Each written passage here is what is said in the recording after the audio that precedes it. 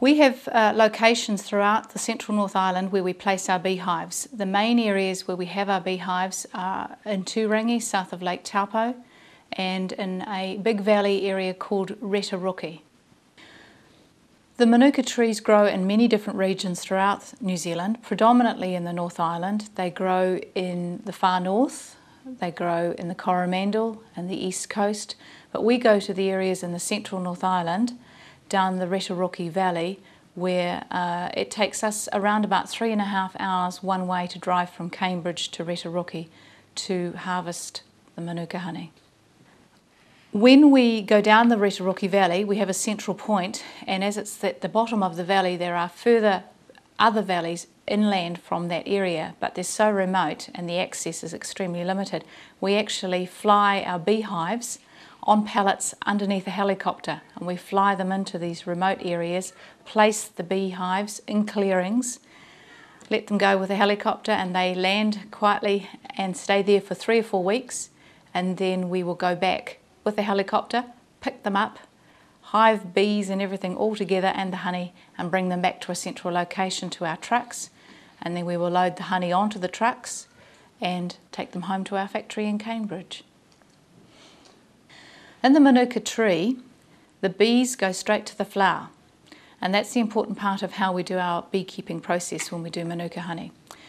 What we do is we go into the locations, we check to see how the Manuka is flowering, and once there's about 5 to 10% of flowers open on the trees, we bring the beehives into that location.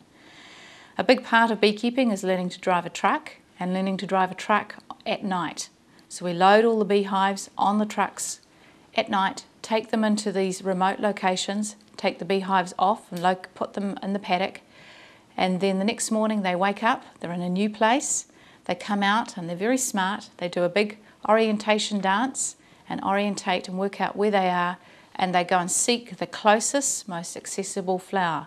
Now in that case it would be the Manuka tree.